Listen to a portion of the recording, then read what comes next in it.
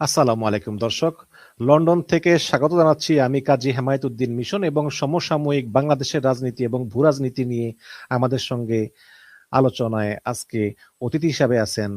মনোজ দাস বলছি। গতকালকের হিন্দু পত্রিকায় একটি সংবাদ প্রকাশিত হয়েছে। তার হেডলাইন হলো, Bangladesh says it foiled multiple attempts by India to force people into the country. তার মানেটা হলো, বাংলাদেশ বলেছে যে গতকাল ভারত থেকে গত কিছুদিন ধরে ভারত থেকে যে বহু চেষ্টা করা হয়েছে লোকজনকে বাংলাদেশে ঢুকিয়ে দেওয়ার, সেই চেষ্টা তারা প্রতিহত করেছে। এইটা হচ্ছে হিন্দু পত্রিকার হেডলাইন। এরপরে পুরো সংবাদ শিরোনাম তো এইটাই, আর সংবাদের বডি জুড়ে সারা সংবাদটা হচ্ছে কোথায় কিভাবে ভারতের যে পুশব্যাক, ভারত বলছে বাংলাদেশিরা অবৈধভাবে যারা ভারতে এসছে, অবৈধভাবে বসবাস করছে, তাদেরকে তারা বাংলাদেশে ফেরত পাঠাচ্ছে। এইটার নাম হচ্ছে পুশব্যাক। সেই পুশব্যাক সংক্রান্ত যে খবরটা, সেইটা হচ্ছে পুরো খবর জুড়ে হিন্দু পত্রিকায়। ভারতের সমস্ত পত্রিকায় এইটাই হচ্ছে এখনকার একটা বড় খবর। বুঝতেই পারছেন, ভারত থেকে অবৈধভাবে বসবাসকারী বাংলাদেশিদের পুশব্যাক করে দেশে ফেরত পাঠানো এবং এই নিয়ে যে পরিস্থিতির উদ্ভব হয়েছে, সেই পুরো পরিস্থিতির আলোচনা করা এবং কিভাবে এই পরিস্থিতি থেকে মুক্তি পাওয়া যায়, সেইটা নিয়েই এখনকার এই প্রতিবেদন। কারণ দেখবেন যে দু দেশের মধ্যে এই টানা পড়ে নেই, সেখানটায় সেই বলে না, ভাগের মা গঙ্গা পায়নার মতো। যদিও ভারতের ভাগ এখানে নেই, কিন্তু যেহেতু তারা ভারতের মধ্যে রয়েছে এখনো পর্যন্ত এবং তারা বাংলাদেশে তাদের চলে যাওয়ার কথা, সুতরাং বাংলাদেশ তাদের নিতে চাইছে না, ভারত রাখতে চাইছে না। এটা অনেকটা সেই ভাগের মা গঙ্গা পায় না সেই রকম। ভারত বাংলাদেশ সীমান্ত, বিশেষ করে পশ্চিমবঙ্গ বাংলাদেশ সীমান্ত এখন রীতিমতো সরগরম এই পুশব্যাক নিয়ে। রাজ্যের নতুন বিজেপি সরকার একেবারে যুদ্ধকালীন পরিস্থিতির মতো গুরুত্ব দিয়ে অবৈধভাবে রাজ্যে এসে বসবাসকারী বাংলাদেশি মুসলমানদের তাদের নিজেদের দেশে ফেরত পাঠাতে বদ্ধপরিকর। আদালতের নির্দেশ মোতাবেক ডিপোর্টেশন বা ফেরত পাঠানো সেটা নয়, কিংবা অসমে যেমন আছে ট্রাইব্যুনাল, সেই ট্রাইব্যুনাল মোতাবেক সেটাও নয়। এটা হচ্ছে পশ্চিমবঙ্গের সরকার এবং তারা ভারত সরকারের নির্দেশে বর্তমানে যে নীতি নিয়েছে, তার নাম হচ্ছে detect, delete and deport, 3Ds। Bangladeshi মুসলমান অবৈধভাবে এসে রয়েছে, তাদের খুঁজে বার করো, ডিটেক্ট। তাদের নাম মুছে দাও এদেশের সমস্ত রকম জায়গা থেকে, এটা হচ্ছে ডিলিট। অ্যান্ড ডিপোর্ট, তাদেরকে পাঠিয়ে দাও ভারতের সীমান্ত প্রহরী বিএসএফের জিম্মায়। বিএসএফ তাদের তো রেখে দেবে না। বিএসএফ তাদের নিয়ে কি করবে? তারা তাদের বাংলাদেশি কাউন্টার পার্ট বিজিবির সঙ্গে, মানে বর্ডার গার্ড বাংলাদেশ, তাদের সঙ্গে কথা বলবে ভারতের বর্ডার সিকিউরিটি ফোর্স বা বিএসএফ। কাগজপত্র দেয়া নেওয়া করবে, বিএসএফ বলে দেবে, বুঝিয়ে দেবে যে এরা বাংলাদেশের লোক, এই দেখুন এদের কাগজপত্র, তারপরে তুলে দেবে বর্ডার গার্ড বাংলাদেশের হাতে। পদ্ধতিটা পরিষ্কার। কিন্তু মুশকিল হলো, বিজিবি এই বাংলাদেশিদের নিতে চাইছে না। তারা একের পর এক ফ্যাকড়া তুলছে, ফ্যাকড়া তুলে বিষয়গুলোকে জিয়ে রাখছে, উত্তর দিচ্ছে না ভারতের কথায়। একটু দেখে নিই এই ফ্যাকড়াগুলো কীরকম। দেখুন, এইটা দেখাবার জন্য আপনাদেরকে একটা ছোট্ট ভিডিও ক্লিপ আপনাদের দেখাচ্ছি। यहाँ पे अभी कितने दिन में आपको पूछ किया, यहाँ कौन भगा रहा था? अभी कहाँ पे थे आप? He never come to Bangladesh. He already born in India, and his father is Indian citizenship. If they have any Please, kind of he is Indian documents, citizenship. will Maybe his mother, maybe Bangladeshi, but they both four are Indian citizenship. who will decide this thing? Just saying by them, it's not going to be proved until or unless there will be any kind of document. Proof our in front of. He already acknowledged. He born in India, and he never come to Bangladesh. ये And कौन सा बोल रहे थे क्या कहते हैं ये काम? তুমি এখন কোথা থেকে আসছো বলো? Verify their না না না, identities, দয়া করো। না? তুমি ইন্ডিয়াতে কতদিন আগে অ্যারেস্ট হয়েছো বলো? কতদিন আগে? এক সপ্তাহ আগে ইন্ডিয়াতে অ্যারেস্ট হয়েছো। তারপরে এখানে আসছো কতদিন হলো? এখানে কখন আসছো? যেখানে বাড়ি তোমরা সেখানে থাকো। আচ্ছা কলকাতায় দেখো না। হ্যাঁ, তুমি রাইট মেনে নিলাম। তুমি ইন্ডিয়াতে ছিলা, ইন্ডিয়া থেকে এক সপ্তাহ আগে অ্যারেস্ট হয়েছো। অ্যারেস্ট হয়ে এখানে আসছো, ইন্ডিয়া থেকে তোমাকে এখানে নিয়ে আসছে কোন দিন? কোন দিন? Matter ये है, देखो मुनीम, গতকালকে আসছো? কোথা থেকে আসছো? ইন্ডিয়া থেকে না বাংলাদেশ থেকে? the whole কোন জায়গা থেকে? issue is about the identity. Indian কোন প্রদেশ থেকে আসছো? বনগা ইন্ডিয়া। তাহলে পশ্চিমবঙ্গ আর কি? তাহলে আর কি বোঝাতে চাচ্ছে? সে ইন্ডিয়াতে অ্যারেস্ট হয়েছে এক সপ্তাহ আগে, সে গতকালকে আসছে। তাহলে কিভাবে why were pushing? Main issue is about their identity. They are Bangladeshi nationals. First thing, I second. guess they are Bangladeshi, but there are legal way. But there are legal way. Listen to me. You are showing you are trying to No, push no, him in no. He Bangladesh. had not tried or But pushed they them. already acknowledged. Will not go for this. What they কি দেখলেন এই video ক্লিপে? একটি পরিবার ভারত বাংলাদেশ সীমান্তের no man's land এলাকায় আগাছার জঙ্গলের মধ্যে বসে আছে। তাদের একদিকে ভারতের বিএসএফের জওয়ান, আর একদিকে বিজিবি রক্ষীরা। বিএসএফের জওয়ানরা বাংলা জানে না, কম কথা বলছে। বাংলাদেশি রক্ষীর মাতৃভাষা বাংলা, সে নিজের কথা পরিবারটির মুখে বসিয়েও দিচ্ছে। সে বলছে যে পুরুষটি বাংলাদেশি, ভারতে এসেছিল, ভারতের একটি মেয়েকে বিয়ে করেছে, তাদের বাচ্চা হয়েছে, সেই স্ত্রী ও বাচ্চা তো ভারতীয়, তাহলে বাংলাদেশ তাদের নেবে কেন? কিন্তু একথা বলছে না সে সেই বাংলাদেশি পুরুষকে নেবে কিনা, সেটা কিন্তু বলছে না। কথাবার্তা শুনে বোঝা যাচ্ছে দু দেশের মধ্যে এই পরিবারের কাগজপত্র বিনিময় হয়নি, অথবা হয়ে থাকলেও কোনো ফয়সালা হয়নি। তারই মধ্যে বিএসএফ সম্ভবত তাদের কাঁটা তারের বেড়া পার করে নোম্যান্স ল্যান্ডে পাঠিয়ে দিয়েছে, সম্ভবত রাতের অন্ধকারে। আর বেচারারা সেই থেকে আগাছার জঙ্গলে বসে আছে। আবার এটাও হতে পারে যেমনভাবে চুপি চুপি বর্ডার ডিঙিয়ে একসময় ভারতে ঢুকেছিল তারা, তেমনি এখন চুপি চুপি সীমান্ত পেরিয়ে ফিরে যেতে চাইছে, পারেনি, ধরা পড়ে গেছে বিজিবির হাতে। আর বিজিবি তাদের এনে রেখেছে নোম্যান্স ল্যান্ডে। এটা হতে পারে।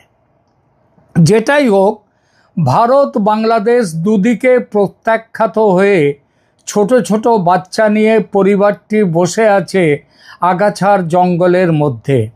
খাদ্য নেই, পানীয় নেই, গরমকাল, সাপের প্রাবল্য এ সময় বেশি, যে কোনো মুহূর্তে সাপের কামড় খেতে পারে ওই জল জঙ্গলের মধ্যে। ঝড় বৃষ্টি এলে মাথা গোঁজার জায়গা নেই, ওখানেও বসে ভিজতে হবে তাদের। এবং কোন দিকে তারা যাবে, কোন দেশে তারা যাবে, তার কোনো ঠিক ঠিকানা নেই। ভাগ্যিস পশ্চিমবঙ্গের রাজনৈতিক দলগুলো এবং মিডিয়া ব্যারনদের, ওই আনন্দবাজার অ্যান্ড কোম্পানি, তাদের সেকুলারিজমের বেগ এখন অনেকটা স্তিমিত, কমে গেছে। তার উপর কেন্দ্র রাজ্য দু জায়গাতে বিজেপি সরকার, তাই রাজপথে মানবতার এহেন দুরবস্থা দেখেও কলকাতায় কিংবা বাংলাদেশে, পশ্চিমবঙ্গে কোথাও কোনো মিছিল মিটিং নেই। কেউ ভুলেও বলছে না এভাবে মানুষের সঙ্গে অমানুষিক আচরণ বাঙালির ঐতিহ্য বা সংস্কৃতি নয়। তাদের নীরবতা দেখে এটুকু অন্তত ধরে নেওয়া যায় যে তারাও চায় এই অবৈধ বাংলাদেশিরা ভারত থেকে বিদায় হোক। আবার বাংলাদেশের দিকে দেখুন, সেখানকার রাজনৈতিক ও নেতা ও বুদ্ধিজীবীদের দিকে তাকান। তারা অবশ্য পশ্চিমবঙ্গের বুদ্ধিজীবীদের মতো সেকুলার কোনো কালেই ছিল না। থাকলে বাংলাদেশ ক্রমশ হিন্দু শূন্য হওয়ার পথে যেত না। আমার মনে পড়ছে 2017 সালে মিয়ানমার থেকে রোহিঙ্গাদের বিরাট আকারে চলে আসার সময়ের কথা। শেখ হাসিনা তখন সরকারে, তিনি ওই 15-20 লাখ রোহিঙ্গাদের নিতে খুব একটা আগ্রহী ছিলেন না। কিন্তু বাংলাদেশের সব রাজনৈতিক দল, ধর্মীয় নেতারা, মিডিয়া, বুদ্ধিজীবী সম্প্রদায় একেবারে হই হই করে রোহিঙ্গাদের আশ্রয় দেওয়ার পক্ষে ঝাঁপিয়ে পড়েছিল। বলেছিল, আমরা মুসলমান, ওরাও মুসলমান, আমরা ভাই ভাই, ভাই ভাইকে না দেখলে কে দেখবে। শেখ হাসিনাকে অগত্যা ছুটে যেতে হয় রোহিঙ্গাদের স্বাগত জানাতে। আজ যখন বিদেশি রোহিঙ্গারা নয়, স্বদেশি মুসলিম ভাইরা ভারত তাদের থাকতে দিচ্ছে না, এই জন্যে দেশে ফিরে আসতে চাইছে, তখন শুনছে তাদের দেশের মানুষ, বাংলাদেশের মানুষ, বাংলাদেশের নেতারা বলছে তাদের আসতে দেয়া হবে না। অবৈধভাবে ভারতে গিয়ে আজ ভারত সরকারের তাড়া খেয়ে যারা দেশে ফিরতে চাইছে, তাদের মুখের সামনে বাংলাদেশ দরজা বন্ধ করে দিচ্ছে। কিন্তু এই নিয়ে বাংলাদেশের সরকারের, সেখানকার রাজনৈতিক নেতাদের, ধর্মীয় নেতাদের, জাগ্রত ছাত্র জনতা তাদের, আগুন খেকো মিডিয়া তাদের, কারো মুখে কোনো কথা নেই, একটা কথাও কেউ বলছে না। রোহিঙ্গাদের বেলা যারা এত দরাজ দিল, তাদের নিজেদের স্বজাতি ও স্বদেশী ভাইদের জন্য তারা একেবারে চুপ। সরকারের নির্দেশ মাফিক বিজিবি বলে যাচ্ছে ওরা আমাদের দেশের নয়, ভারতের নিজের দেশের মুসলমান, আমরা কেন ওদের নেব? অথচ তারা কিন্তু খুব ভালো করেই জানে যে তারা মিথ্যে কথা বলছে। ফিরে আসতে চাওয়া সীমান্তে ভিড় জমানো মানুষরা যে সবাই বাংলাদেশ থেকে একদিন গিয়েছিল ভারতে এবং এখন ফিরতে চাইছে ভারত সরকারের তাড়া খেয়ে, এটা বাংলাদেশ মানতে চাইছে না, তারা মানবে না বলছে। তারা মমতা ব্যানার্জির দেখানো লাইনে এক সুরে বলছে ওরা মালদা, মুর্শিদাবাদ, দিনাজপুর, নদিয়ার লোক, বাংলাদেশের নয়। আর এই মিথ্যে কথাটা দুনিয়া জুড়ে প্রচারও করছে বাংলাদেশের সরকার, সেখানকার মিডিয়া। আপনি সেখানকার মিডিয়ার কোনো একটা ভিডিও নিয়ে দেখুন, সেখানটায় তারা লোকজন সাজিয়ে দেখাচ্ছে, বলছে যে তারা নাকি ভারতের নদিয়ার লোক, মুর্শিদাবাদের লোক, মালদার লোক। এই রকম জাতিসংঘের হিউম্যান রাইটস কমিশনে বাংলাদেশ গেছে এই অভিযোগ নিয়ে যে ভারত তার দেশের মুসলমানদের জোর করে বাংলাদেশে পাঠাচ্ছে। কিন্তু যারা দেশে ফিরবে বলে ভিড় জমাচ্ছে ভারত বাংলাদেশ সীমান্তে, তারা কি বলছে? তাদের একটা দলের নিজেদের মুখে শুনুন। এই যে ভিডিওটি, এটি ভারতের কোনো মিডিয়া এই ভিডিওটা তুলেছে বাংলাদেশেরই একটি মিডিয়া। আমি এখানে আপনাদের দেখবার জন্যে ভিডিওটা দেখুন, এখানে দিচ্ছি। পাসপোর্ট করে যাননি এমনি? না এমনি গেছি আমরা সব সামনে সামনে, তার 10-15 বছর হয়ে গেছে। কত বছর আগে গিয়েছেন বলতে পারবেন? ওই তো 10-15 বছর। 10-15 বছর আগে গিয়েছেন। এখন তারা আপনাদেরকে এইখানে মানে বাংলাদেশে কেন পাচার করে দিচ্ছে বা কেন পুশিং করে সেটা মোদি দিতেছে, মোদি মুসলমান ডাকবে না তাইতে। এখন আপনাদের চাওয়া কি? আমাকে আমরা বাড়ি চলে যাই, আর কি করবো, দেশের বাড়ি চলে যাই, দেশের দেশে চলে যাই। আমি আরো 2-1 জনের সাথে কথা বলতে চাই, আমি তাদের সাথে কথা বলে এবং তাদের কাছ থেকে জানতে চাই আপনি কি কাজে গিয়েছিলেন ভারত? আমার স্বামী অসুস্থ ছিল, ক্যান্সারের রুগী। আমি বাসন মাজতাম আর এর চিকিৎসা করতাম, আর কিছু করতে চাইনি আমি। আপনার স্বামী ক্যান্সারের রোগী? হ্যাঁ, এই তো কত বছর আগে গিয়েছে? 4 বছর আগে গিয়েছে। 7 বছর। তো 7 বছর আগে গিয়েছিলেন বাংলাদেশের, মানে পাসপোর্ট ভিসা করে গিয়েছিলেন? হ্যাঁ, এটা করেছিলাম, কিন্তু কেমন বাঁচাতে যাই আমার পাসপোর্ট নষ্ট হয়ে গেছে। ফিরে আসছিল, তাও সিল মেরে দিয়েছে, কোনো কাজে লাগবে না এই বলেছিল। তারা পাসপোর্টকে ড্যামেজ করে দিয়েছে। সব কিছু নষ্ট হয়ে গেছে আমার। তো এখন বাংলাদেশ সরকারের কাছে কি আপনাদের দাবি? আমার দাবি, আমি এখানকার নাগরিক, বাংলাদেশের নাগরিক, আমার মেনে নিতে হবে। আপনাদের বাসা কোথায়? আমার খুলনা বাড়ি। এই দেখেন সব। শুনলেন কি বলছে ওরা? প্রথমে যে বৃদ্ধা মহিলা, তিনি বেশ কয়েক বছর আগে ভারতে এসছেন এবং কোনো পাসপোর্ট ভিসা নিয়ে আসেননি। তিনি কি বলছেন? বেশ কয়েক বছর, বেশ কিছু বছর তিনি ভারতে আছেন, কিন্তু এখন কেন ফিরে যাচ্ছেন? তিনি বলছেন তার বাড়ি বাংলাদেশে, কিন্তু ফিরছেন কেন? কারণ মোদি মুসলমানদের ভারতে থাকতে দেবে না। শুনুন কীরকম এদেরকে প্রচারটা এদের মধ্যে কিভাবে করেছে। ভারতে 20 কোটির ওপরে মুসলমান আছে। ভারত সেই মুসলমানদেরকে ফেরত পাঠাচ্ছে না, ফেরত পাঠাচ্ছে তাদেরকে যারা বাংলাদেশ থেকে অবৈধভাবে এখানে এসে রয়েছে তাদের। কিন্তু ইনি বললেন কি? বললেন মোদি মুসলমানদের থাকতে দিচ্ছে না, তাই চলে যাচ্ছে। এটা প্রচার, এই প্রচারটা চলছে বাংলাদেশের পক্ষ থেকেও বিদেশে। দ্বিতীয় মহিলা, তিনি কি বললেন? তিনি বললেন তার স্বামী ক্যান্সার পেশেন্ট, তার চিকিৎসার জন্য ভারতে এসছিলেন খুলনা থেকে। কিসের ভিত্তিতে এসছিলেন? পাসপোর্ট নিয়ে এসছিলেন। তারপর পাসপোর্ট শেষ হয়ে যাওয়ার পর তিনি ফেরত যাননি।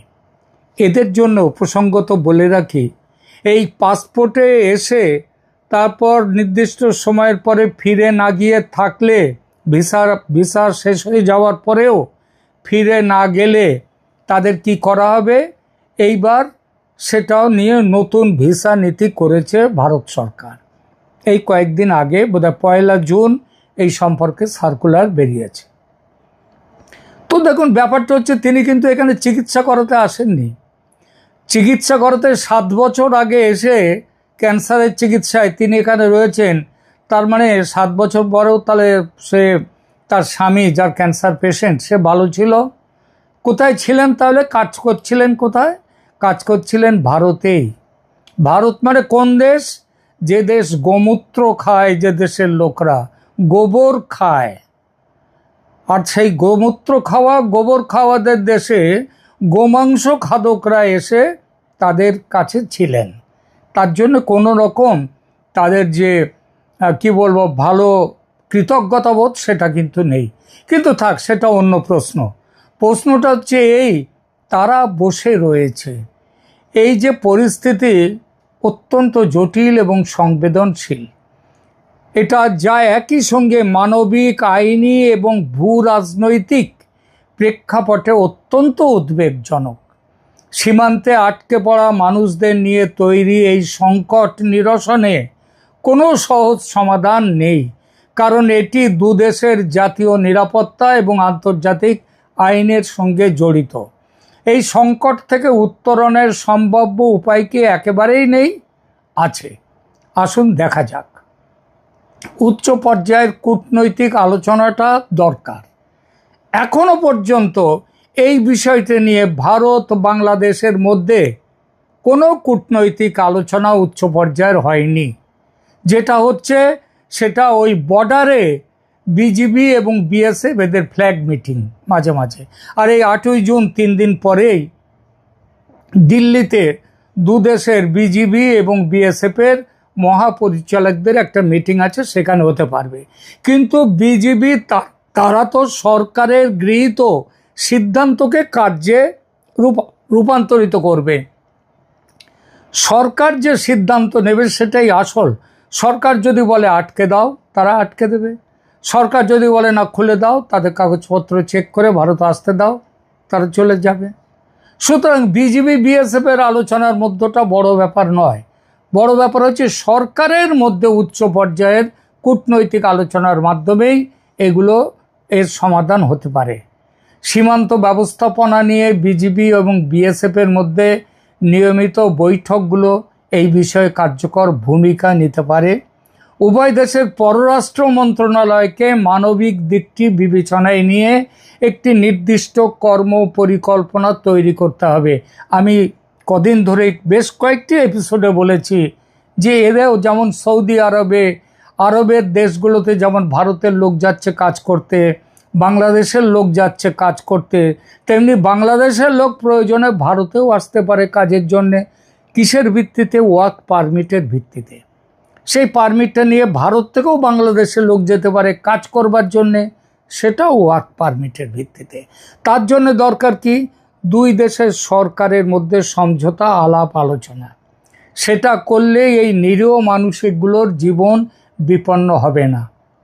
যেহেতু বিষয়টা একটা বিশাল মানবিক সংকটে রূপ নিচ্ছে, তাই জাতিসংঘ, শরণার্থী বিষয়ক সংস্থা এবং রেড ক্রসের মতো আন্তর্জাতিক সংস্থাগুলোর মধ্যস্থতায় একটা স্থায়ী সমাধান খোঁজা প্রয়োজন। আন্তর্জাতিক আইন অনুযায়ী কোনো রাষ্ট্রই যেমন বিপুল পরিমাণ অনুপ্রবেশকারীকে রাখতে পারে না, সেটা অর্থনৈতিক, রাজনৈতিক ও নিরাপত্তাজনিত কারণে যেমন বিপজ্জনক, তেমনি নাগরিকদের পরিচয় নিশ্চিত না হওয়া পর্যন্ত তাদের জোরপূর্বক অন্য রাষ্ট্রে ঠেলে দেওয়াও যায় না। আবার এই পরিচয় নিশ্চিতকরণের কাজটা যদি আজে বাজে কারণ দেখিয়ে অনির্দিষ্টকাল আটকে রাখা হয়, সেটাও কখনোই মেনে নেওয়া যায় না। বাংলাদেশ কিন্তু এটাই করছে। ভারত সরকারের পক্ষ থেকে বলা হয়েছে 2560 জন সম্ভবত, এই এত সংখ্যক মানুষের একটা তালিকা তারা বাংলাদেশে পাঠিয়ে তাদেরকে ফেরত নিয়ে যাওয়ার জন্যে বলেছিল, তাদের জাতীয়তা নিশ্চিত করার কথা বলেছিল। 5 বছর হয়ে গেছে, এখনো পর্যন্ত তার কোনো রকম উত্তর নেই। বাংলাদেশ স্রেফ চেপে বসে আছে এবং বাংলাদেশ এটা এক নাগাড়ে করেও যাচ্ছে। ভারত খুব স্বাভাবিকভাবে এটা মানতে পারে না, মানছে না। এই জন্যই জোর করে পুশব্যাকের রাস্তায় হাঁটতে বাধ্য হচ্ছে ভারত। উপায় তাহলে কি? দুই দেশের সরকারের উচ্চ নেতৃত্বকে এক জায়গায় বসতে হবে। ওই বিজিবি আর বিএসএফ বসে কোনো কিছু সিদ্ধান্ত হতে পারে না। তার কারণ বিজিবি নিয়ন্ত্রিত তার দেশের সরকারের দ্বারা, তাদের সিদ্ধান্তের দ্বারা, বিএসএফ তারা তাদের দেশের সরকারের সিদ্ধান্তকে মেনে চলবে। যারা কাঁটাতারের ওপারে আটকে আছেন তাদের জাতীয়তা নিশ্চিত করা সবচেয়ে জরুরি। যদি তারা সত্যিই বাংলাদেশের নাগরিক হন, তবে তাদের ফিরিয়ে নেওয়ার আইনি বাধ্যকতা বাংলাদেশের। এক্ষেত্রে উভয় দেশের যৌথ তদন্ত দল গঠন করা যেতে পারে। আলাদাভাবে যারা আটকে পড়া ব্যক্তিদের নথিপত্র যাচাই করবে, একটা নির্দিষ্ট টাইম লাইনের মধ্যে 5 দিন, 7 দিন, 10 দিন, 15 দিন। আজকাল টেলিফোন হয়ে গেছে। কেউ বলল তার বাড়ি খুলনা জেলার ঘলঘলিয়া গ্রামে, দেবহাটা থানার ঘলঘলিয়া গ্রামে, এখন ওটা সাতক্ষীরা জেলা অবশ্য। সেই গ্রামে আমার বাড়ি ছিল একদা, ওই ঘলঘলিয়া গ্রামে। তো যাই হোক, বললো সেখানে তার বাড়ি। সেখানে তো মুহূর্তের মধ্যে ফোন করে বলে জিজ্ঞেস করে নেওয়া যায় যে সেখানে তার বাড়ি কিনা। সুতরাং যদি চায়, সদিচ্ছা যদি থাকে, 1 দিনের মধ্যে, 2 দিনের মধ্যে, খুব বেশি হলে 3 দিনের মধ্যে তাদের নথিপত্র যাচাই করে ফেলা যায়। অনন্তকাল ঝুলিয়ে রাখা যাবে না। দ্বিতীয়ত, যদি তারা বৈধ নাগরিক হন, তবে যথাযথ আইনি প্রক্রিয়ায় তাদের পুনর্বাসনের ব্যবস্থা করতে হবে। প্রয়োজনে পুনর্বাসনের ব্যাপারে আন্তর্জাতিক সাহায্যের ব্যবস্থা করতে হবে। আপনারা অনেকেই হয়তো জানেন যে 1971 যখন শরণার্থীদের ঢল নেমেছিল ভারতে, তখন সেই পূর্ব পাকিস্তান, বাংলাদেশ যেটাই বলেন না কেন, সেখান থেকে শরণার্থীদের একটা বড় অংশ পশ্চিমের দেশগুলো তারা তাদের দেশে নিয়েছিল। সেখানে তাদেরকে উদ্বাস্তু হিসেবে আশ্রয় দিয়েছিল। এখানেও সেরকমভাবে নিতে পারে। রোহিঙ্গাদেরকে যেভাবে বাংলাদেশ নিয়েছে, পৃথিবীর অন্য কয়েকটা দেশও কিছু কিছু রোহিঙ্গাদের নিয়েছে। রোহিঙ্গাদের পাসপোর্ট দেওয়া হয়েছে।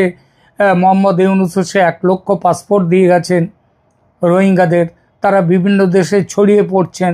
তো এইভাবে ভারত থেকে যারা ফেরত যাবেন, প্রয়োজনে তাদের সাহায্যের জন্য বিশ্ব সংস্থাকে, এই বিভিন্ন সংস্থাকে এগিয়ে আসতে হবে।